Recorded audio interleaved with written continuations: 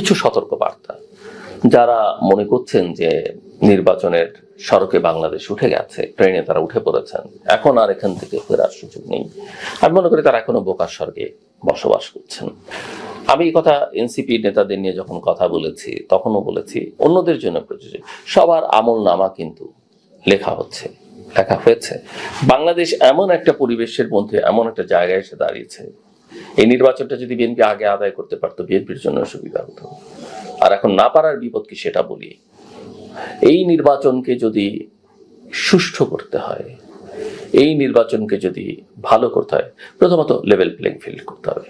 প্রথমত নির্বাচনের সকল রাজনৈতিক দল এবং সকল নাগরিকের ভোটে অংশ নেবার সুযোগ দিতে হবে।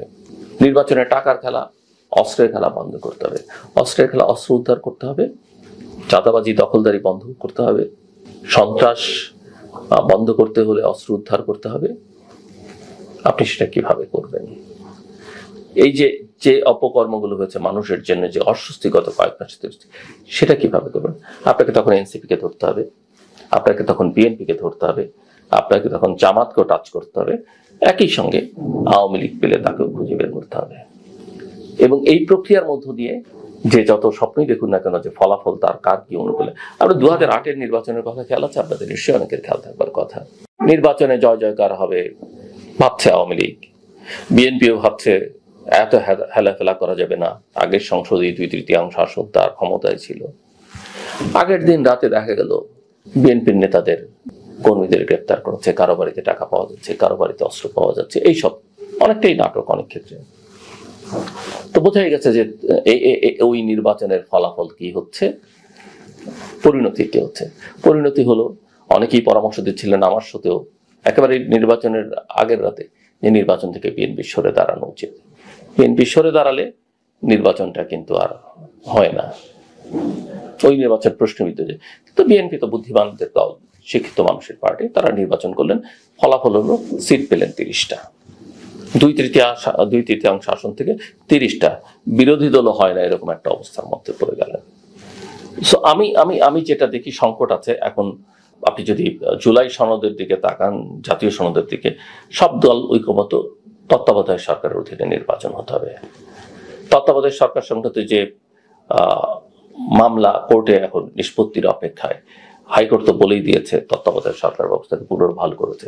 এটা উচ্চ আদালত থেকে তার যে মীমাংসা, সেটা যদি আসে, তাহলে ইউনূসের সরকারের অধীনে কিভাবে নির্বাচন হবে?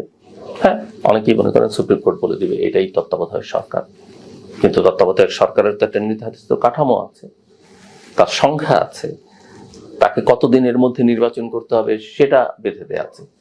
এই সমস্যার সমাধান কিভাবে হবে? একটু না, অনেকখানি কঠিন। নির্বাচন হলে অনেক রকমের ইস্যু আছে, অনেকের ঋণ খেলাপি, তার সমস্যার সমাধান করবার প্রক্রিয়া আছে, অনেকের বিরুদ্ধে ফৌজদারি মামলা আছে, তাদের জামিনের ইস্যু আছে, কেউ জেলে আছেন, কেউ, সেগুলো নিষ্পত্তি কিভাবে হবে? হ্যাঁ, সবটা করা যাবে না, সবটা করা ন্যায়সঙ্গত হবে না, আইনেও পড়বে না, কিন্তু অনেক কিছু করতে হবে। সেই এনভায়রনমেন্ট তৈরি হচ্ছে কিনা আমি তো দেখি না। আর সবচেয়ে বড় কথা, এরকম একটা ইনএফিশিয়েন্ট, এরকম একটা পার্টিজান সরকারের অধীনে কিভাবে নির্বাচন হয়?